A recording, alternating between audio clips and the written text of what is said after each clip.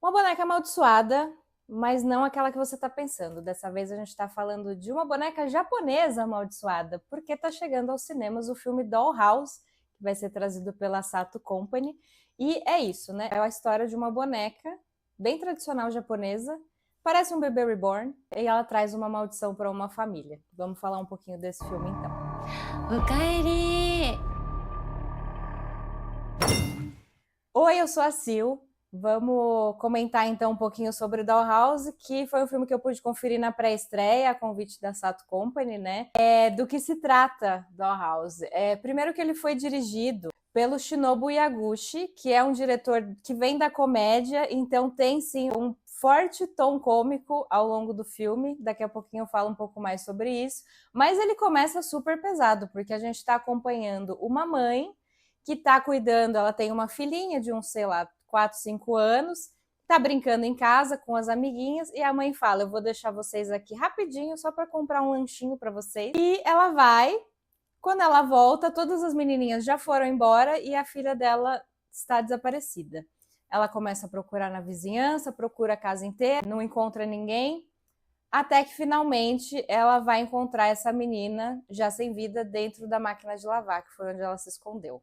Então é super pesado, ele começa muito feio, assim, não é explícito, mas é uma história já um pouco tensa. Então a gente começa a acompanhar uma mãe em luto, né, que tem o apoio do marido, o marido dela é um querido, assim, ele tá lá fazendo o possível. Só que passa um ano e ela continua muito mal, fazendo terapia, aquelas terapias em grupo, assim, mas não tá conseguindo superar. Até que um dia ela tá passeando numa feirinha e ela encontra uma boneca super realista que lembra muito a filha dela. Ela compra essa boneca, leva para casa e começa a tratar essa boneca como se fosse a filha, até corta o cabelo da boneca igualzinho da menina. Ela faz com que as pessoas tratem essa boneca como se fosse uma criança de verdade também. Aí eu tava pensando que o filme seria sobre isso. Uma mulher que tá passando por um luto e encontra apoio nesse brinquedo e entra naquela coisa de ela enlouqueceu, todo mundo vai estar contra ela. Por um tempo é isso, até que essa mulher engravida de novo, nasce um outro bebê, outra menininha, e a boneca acaba sendo deixada de lado. Então eu achei legal esse objeto ter tido essa função primeiro, né? Ajudou de fato essa mãe a superar esse luto. Quando a menininha, a bebê nasceu, a mãe até colocava a boneca no berço junto com ela, começa a dar ruim já daí, e a mãe resolve guardar essa boneca num armário. Passam-se 5 anos e a filhinha vai encontrar a boneca, que ela vai dar o nome de Aya, e coisas ruins começam a acontecer de novo.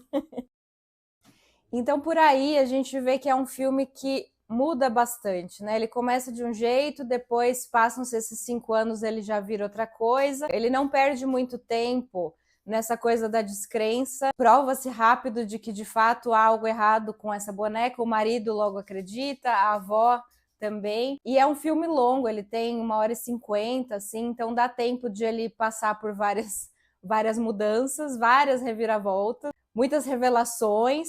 E a partir de um momento a gente começa a acompanhar, ao invés de essa coisa da descrença, é como se livrar dessa boneca. E tudo isso permeado, sim, por bastante humor. Tem um humor físico que é bem importante também. O marido, inclusive, ele é engraçadíssimo, ele se assusta muito fácil, ele se desespera bastante. Até os protagonismos também vão se alterando um pouco, primeiro com a mãe, depois passa para o marido, depois volta para os dois. Tem uns picaretas que eles encontram pelo caminho, porque a ideia, existe um ritual, né, no Japão de queima de objetos mesmo, e a ideia era dar fim nessa boneca, queimando ela, mostra-se esse ritual. É bem interessante, mas ele acaba encontrando alguns picaretas no caminho, porque se trata de uma boneca antiga, que pode ser valiosa, então tem toda essa coisa. Mas mesmo sendo um filme que se passa no Japão e que tem vários elementos bem específicos japoneses, é um filme com que a gente se identifica bastante também, principalmente por a gente já estar acostumado a esses filmes de bonecos amaldiçoados. Então a gente consegue identificar alguns tropos ali, mas mesmo assim ele tem essas suas diferenças, ele fica até mais interessante por isso, porque é isso, né? É muito filme muito parecido. E o Dollhouse traz essas peculiaridades que deixam ele mais divertido, inclusive, pra gente. Talvez ele se arraste um pouquinho lá no terceiro ato. Ele começa a ficar um pouco redundante, né? Nessa coisa da picaretagem, do como se livrar, aí consegue se livrar, mas daí ela volta, toda aquela coisa. Mas não é nada que estrague a experiência também. Ele continua entretendo bastante até o seu final mesmo. Então vale super a pena assistir, se possível no cinema. Como eu disse, eu pude assistir na pré-estreia, então estava com uma sala com outras pessoas, assim, a experiência coletiva foi bem divertida também.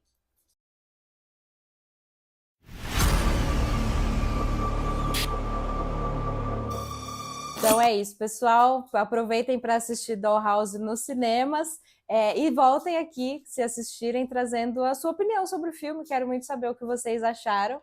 E é isso. Até a próxima. Não falei o nome de um personagem. É só isso, às vezes não precisa.